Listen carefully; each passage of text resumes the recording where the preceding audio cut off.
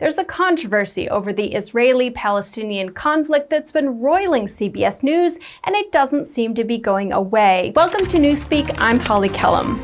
So on September 30th, CBS Mornings aired a segment in which CBS Mornings co-anchors interviewed Ta-Nehisi Coates, a former journalist for The Atlantic and Time magazine and a contributing editor at Vanity Fair. He's also the Sterling Brown Endowed Chair in the English Department at Howard University and the author of a number of books. In his most recent book, The Message, which, disclaimer here, I have not read, he travels to Senegal, South Carolina, and Israel. During his visit to Israel, he tours the West Bank, where he blames Israel for creating an apartheid, comparing it to Jim Crow in the U.S. You go to the old city of Hebron, as I've talked about, and there's streets where I am allowed to walk down if it is made clear to the guards that my mother was a Christian, that I am a Christian, and that my grandmother was a Christian, but my Palestinian guides do not have access to. I was left with the conclusion that, in fact, what I was witnessing was separate and unequal. That it was, the closest that I would see in my time to the Jim Crow that my parents were born into. CBS co-anchor Tony Dokoupil asked him about his one-sided take on the situation, saying his book lacks context. I imagine if I took your name out of it, took away the awards and the acclaim, took the cover off the book, the publishing house goes away, the content of that section would not be out of place in the backpack of an extremist. And so then I found myself wondering, why does Ta-Nehisi Coates, who I've known for a long time, read his work for a long time, very talented, smart guy, leave out so much?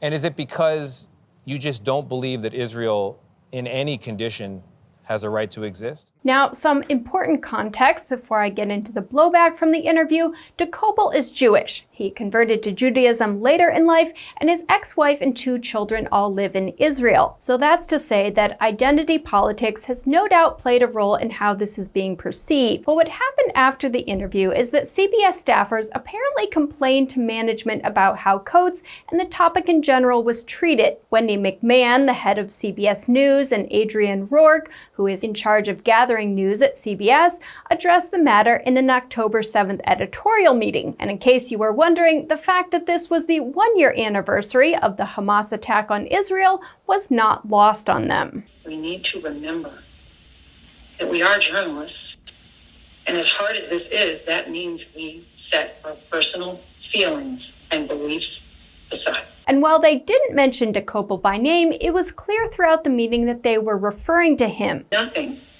erodes that bond between us, our audiences, our sources, the people we cover, faster than the perception that we have an axe to grind.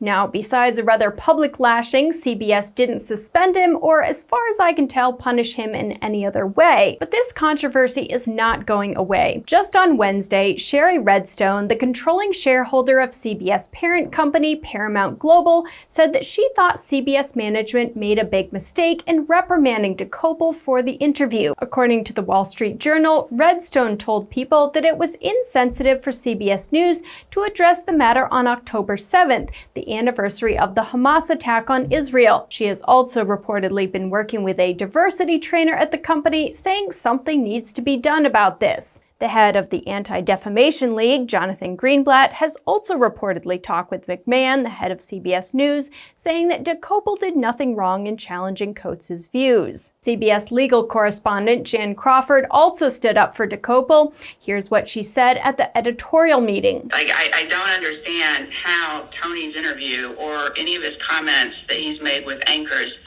failed to meet our editorial standards that obviously go back to the days of Murrow and Cronkite, which of course I thought our commitment was to truth. And when someone comes on our air with a one-sided account of a very complex situation, as Coates himself acknowledges that he has, it's my understanding that as journalists, we are obligated to challenge that worldview so that our viewers can have that access to the truth or a fuller account. At another staff meeting, Dokoupil reportedly offered regrets that he put his colleagues in a difficult position, especially the ones overseas. But he also didn't say he was sorry for his line of questioning. After the interview, Coates went on Trevor Noah's podcast and said he wasn't offended by what Dokoupil said, but said he felt sorry for the other co-anchors who didn't get much of a chance to speak. And then he said something that I thought was kind of odd for someone who considers himself a journalist. As a writer, as a journalist, Seemed to be saying that context doesn't matter. Watch. But to your point, removing the context, I think, is actually essential. You know what I mean? Because if you start asking why, then you really start to get into trouble. So, I don't know about you, but if context doesn't matter to an editor or journalist, then as far as I'm concerned, they are a fiction writer. That's one of the central tenets of journalism, to offer the information that the reader, listener, or viewer needs to be able to understand what's going on. Now that said, I do think you can make the case that the wrong context can bias a story, and so I wouldn't say that all context is made equal, but in general, I would say that context is extremely important, and if you want to call yourself a journalist, you should strive to put events in their proper context as much as possible. Now, when Coates was pressed on that very issue, he basically said he didn't expect readers to only read his account of the situation. I wrote a 260-page book.